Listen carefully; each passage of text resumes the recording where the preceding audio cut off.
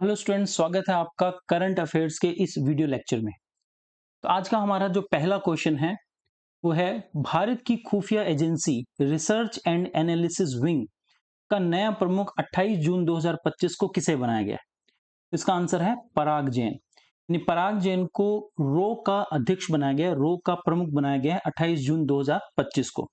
तो स्टूडेंट्स, ये चीज यहाँ पर ध्यान रखने वाली बात है कि ये नियुक्ति जो है वो ऑपरेशन सिंदूर के बाद हुई है। तो पराग जैन जो है वो 1989 बैच के आईपीएस अधिकारी हैं और इन्होंने रवि सिन्हा का स्थान लिया। तो इससे पहले रो के जो प्रमुख थे वो थे रवि सिन्हा, जिनके स्थान पर पराग जैन को नियुक्त किया गया। Next question, international big cat alliance का पहला अध्यक्ष किसे निर्वाचित किया गया। यानी जो अंतरराष्ट्रीय बिग कैट अलायंस है जिसमें बड़ी बिल्ली प्रजाति के 7 जीवों को संरक्षण देने की बात की गई है, उसका प्रमुख या इसका पहला जो अध्यक्ष है वो किसे निर्वाचित किया गया है। तो आंसर है केंद्रीय पर्यावरण मंत्री भूपेंद्र यादव। तो भूपेंद्र यादव को इंटरनेशनल बिग कैट अलायंस का पहला अध्यक्ष निर्वाचित किया गया है। और इस अलायंस का मतलब है, इसका मकसद है बाघ, शेर, चीता इस जैसे 7 जंगली जानवरों का संरक्षण करना, और इसके लिए एक अंतर्राष्ट्रीय सहयोग बढ़ाने वाला समझौता है या एक संगठन है जिसमें इन बिग कैट का संरक्षण किया जाता है। नेक्स्ट क्वेश्चन देखते हैं, केंद्रीय प्रत्यक्ष कर बोर्ड सीबीडीटी के चेयरमैन जिनके कार्यकाल में 1 वर्ष की बढ़ोतरी 30 जून 2025 को की गई है, और वो है रवि अग्रवाल। यानी केंद्रीय प्रत्यक्ष कर बोर्ड के चेयरमैन जो कि अभी 30 जून 2025 को रिटायर होने वाले थे, उनका कार्यकाल 1 साल के लिए सरकार ने बढ़ा दिया है और अब इनकी नियुक्ति जो है वो 30 जून 2026 तक प्रभावी रहेगी।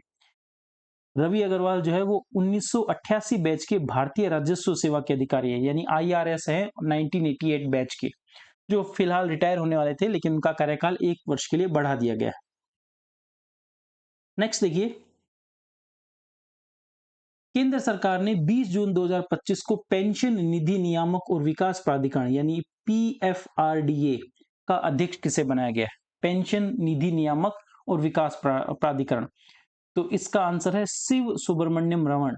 यानी शिव सुब्रमण्यम रमन जो है वो पेंशन निधि नियामक और विकास प्राधिकरण के अध्यक्ष बनाए गए हैं। इनकी नियुक्ति जो है वो 5 वर्ष के लिए की गई और इन इस स्थान पर उन्होंने दीपक मोहंती का स्थान लिया है। यानी पीएफआरडीए के जो पहले अध्यक्ष थे वो दीपक मोहंती, पहले का मतलब है पूर्व जो अध्यक्ष थे दीपक मोहंती, उनके स्थान पर शिव सुब्रमण्यम रमन को नियुक्त किया गया, अध्यक्ष नियुक्त किया गया।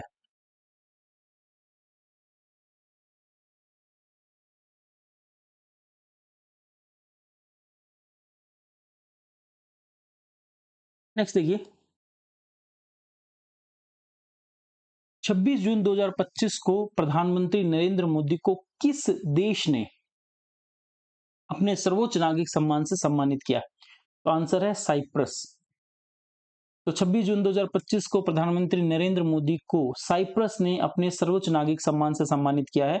साइप्रस जो है वो भूमध्य सागर में स्थित एक छोटा सा देश है जिसमें आप देख सकते हैं कि उसके एक तरफ टर्की, सीरिया, इजराइल और मिस्र जैसे देश इसकी सीमा बनाते हैं, या आप कहें कि इसकी जलीय सीमा बनाते हैं। तो साइप्रस का जो सर्वोच्च नागरिक सम्मान है जिसका नाम है grand cross of the order of Makarios third, जैसे भारत का सर्वोच्च नागरिक सम्मान भारत रत्न है, उसी प्रकार से साइप्रस का जो सर्वोच्च नागरिक सम्मान है grand cross of the order of Makarios third, वो प्रधानमंत्री नरेंद्र मोदी को प्रदान किया गया है। साइप्रस के जो राष्ट्रपति हैं, उनका वर्तमान राष्ट्रपति उनका नाम है निकोस क्रिस्टोडोलिडेस। और प्रधानमंत्री नरेंद्र मोदी को अब तक 21 देशों के सर्वोच्च नागरिक सम्मान मिल चुके हैं। तो पॉइंट ध्यान रखिएगा कि 26 जून 2025 को प्रधानमंत्री नरेंद्र मोदी को साइप्रस का सर्वोच्च नागरिक सम्मान दिया गया है। नेक्स्ट देखिए, जून 2025 में प्रधानमंत्री की आर्थिक सलाहकार परिषद यानी पीएम की जो इकोनॉमिक एडवाइजरी काउंसिल होती है उसके अध्यक्ष किसे बनाया गया है। आंसर है एस महेंद्र देव। तो एस महेंद्र देव जो है वो प्रधानमंत्री की आर्थिक सलाहकार परिषद के अध्यक्ष बनाए गए हैं।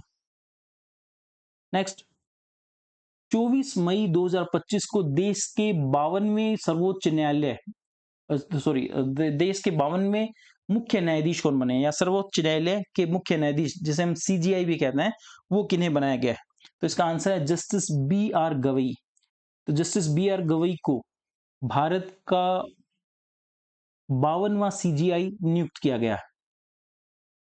अब इसके बारे में कुछ इंपॉर्टेंट फैक्ट्स यहां पर देख लेते हैं कि जो सीजीआई है, उनकी नियुक्ति जो है वो राष्ट्रपति द्रौपदी मुर्मू द्वारा की गई थी, और उन्हें पद और गोपनीयता की जो शपथ है वो भी प्रधानमंत्री द्वारा दिलवाई गई। इससे पहले जो सीजीआई थे उनका नाम था संजीव खन्ना। तो संजीव खन्ना के बाद में अभी डॉक्टर गवई, सॉरी, जो डॉक्टर गवई हैं, जस्टिस गवई हैं, वो इस पद पर नियुक्त किए गए। सर्वोच्च न्यायालय में कुल न्यायाधीशों की जो पद स्वीकृत है, अभी कुल न्यायाधीशों के जो पद स्वीकृत है वो 34 है।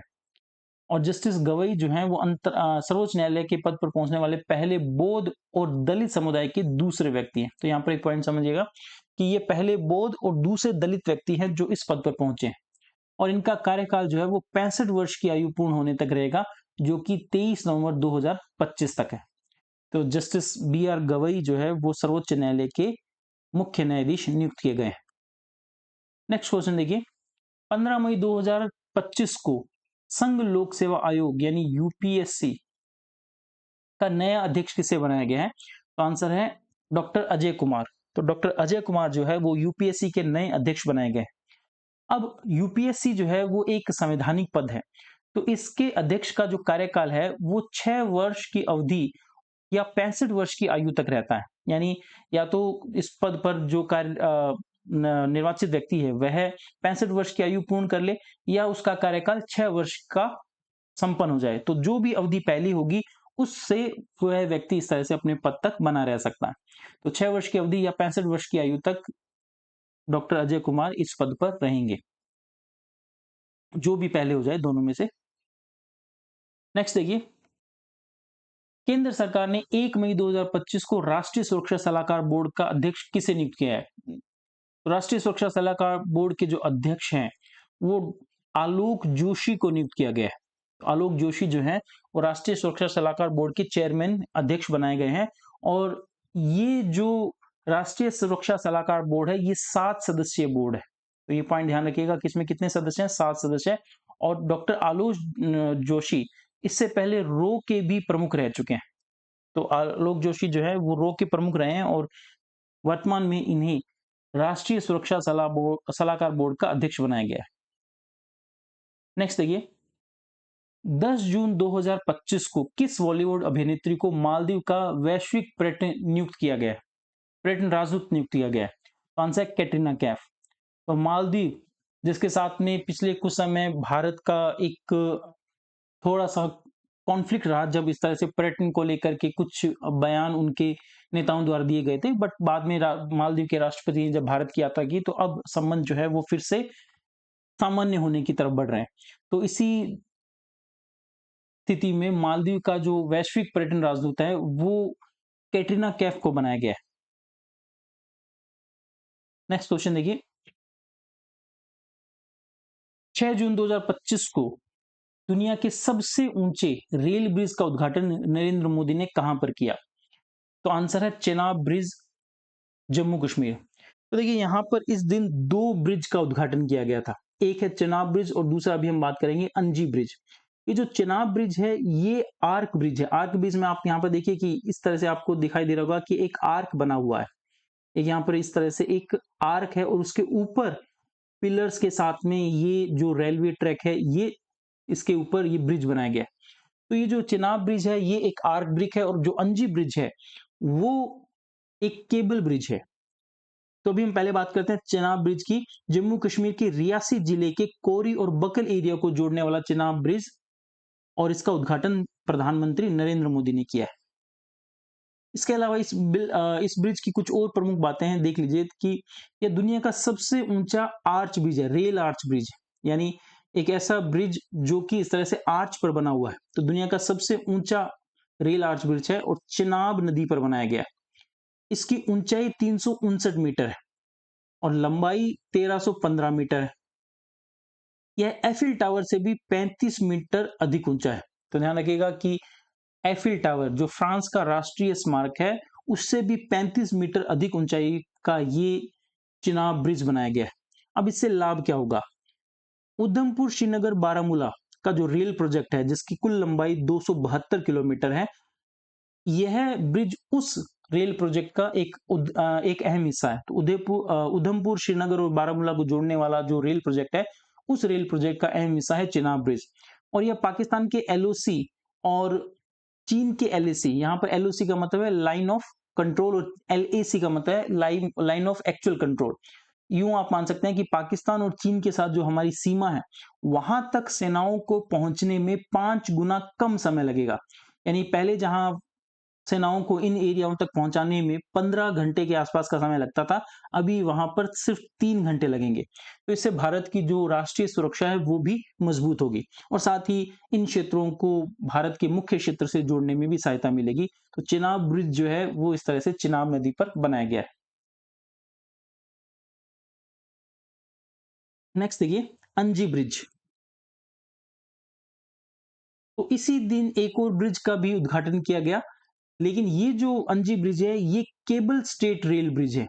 यानी पहले अभी हमने जहां देखा कि चनाब ब्रिज जो है वो एक आर्क पर बनाया गया था, ये केबल से इस तरह से जोड़ करके बनाया गया। यानी इसका जो वजन है वो केबल की सहायता से संभाला जा रहा है।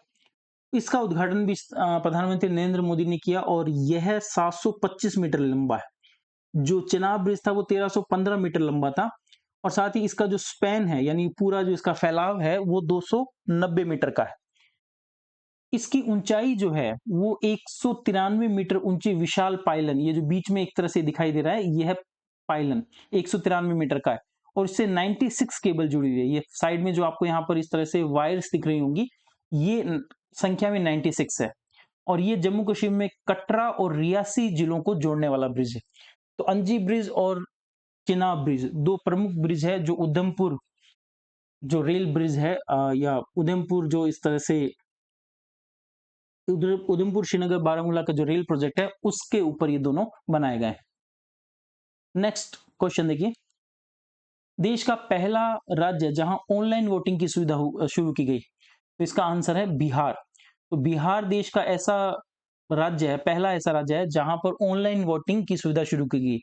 हालांकि ये जो सुविधा है वो बूथ तक जाने में असमर्थ लोगों को दी गई है। तो फिलहाल ये इस तरह से सभी लोगों को प्रोवाइड नहीं की गई थी, ये उन लोगों को दी गई है जो कि बूथ तक जाने में असमर्थ हैं, जैसे वृद्ध है या उस तरह से कोई व्यक्ति बीमार है या इस तरह से कोई दिव्यांग व्यक्ति है, उन लोगों को ये सुविधा दी गई थी। और ये जो सुविधा है वो नगर पालिका चुनाव में दी गई। तो 28 जून 2025 को पहली बार इस तरह से बिहार के निकाय चुनाव में ई वोटिंग का ट्रायल किया गया। अब इस जो ई वोटिंग ट्रायल है उसका प्रतिशत भी लगभग 70.20% रहा है, जबकि वहां पर जो बूथ वोटिंग हुई है उसका प्रतिशत 54% के आसपास रहा है। राज्य के 26 जिलों की 42 नगर पालिकाओं के चुनाव में मतदाताओं ने मोबाइल ऐप से वोट डाले। तो बिहार देश का पहला ऐसा राज्य है जहां पर ऑनलाइन वोटिंग की सुविधा शुरू की गई। नेक्स्ट देखिए, 29 जून 2025 को केंद्रीय गृह मंत्री अमित शाह ने हल्दी बोर्ड के राष्ट्रीय मुख्यालय का उद्घाटन कहां पर किया है? तो इसका आंसर निजामाबाद। यानी हल्दी का जो राष्ट्रीय सेंटर या हल्दी का जो इस तरह से रिसर्च सेंटर है उसका राष्ट्रीय मुख्यालय निजामाबाद तेलंगाना में। तो तेलंगाना का जो एक जिला है निजामाबाद, वहां पर ये हल्दी बोर्ड स्थापित किया गया है। अब इस हल्दी बोर्ड का प्रमुख कार्य क्या होगा कि हल्दी जो किसान है यानी हल्दी उत्पादन करने वाले जो किसान है उनको अपने उपज का उचित मूल्य दिलाने, हल्दी की जो ब्रांडिंग वगैरह है, पैकेजिंग वगैरह है और साथ ही मार्केटिंग और रिसर्च पर भी ये जो बोर्ड है वो किसानों को सहायता प्रदान करेगा, उनको सलाह देगा। इस बोर्ड के पहले जो अध्यक्ष है वो पल्ले गंगा रेड्डी को बनाया गया। तो हल्दी बोर्ड के जो पहले जो अध्यक्ष है वो पल्ले गंगा रेड्डी को बनाया गया है और इसका उद्घाटन जो है वो केंद्रीय गृह मंत्री अमित शाह के द्वारा किया गया है। नेक्स्ट क्वेश्चन देखते हैं, 30 जून 2025 को राष्ट्रमंडल संसदीय संघ के भारत क्षेत्र जोन सेकंड का वार्षिक सम्मेलन कहां आयोजित हुआ? तो इसका आंसर है धर्मशाला, हिमाचल प्रदेश। तो स्टूडेंट्स, राष्ट्रमंडल संसदीय संघ एक अंतर्राष्ट्रीय मंच है जिसमें विभिन्न सांसदों को एक मंच पर लाने का प्रयास किया जाता है। तो लोकसभा अध्यक्ष श्री ओम बिरला ने 30 जून 2025 को धर्मशाला के तपोवन में राष्ट्रमंडल संसदीय संघ सीपीए भारत क्षेत्र के जोन सेकंड के वार्षिक सम्मेलन का उद्घाटन किया। अब इस क्षेत्र में दिल्ली, हरियाणा, हिमाचल प्रदेश, जम्मू और कश्मीर तथा पंजाब राज्य शामिल है। तो धर्मशाला में ये जो सम्मेलन है वो आयोजित किया गया था।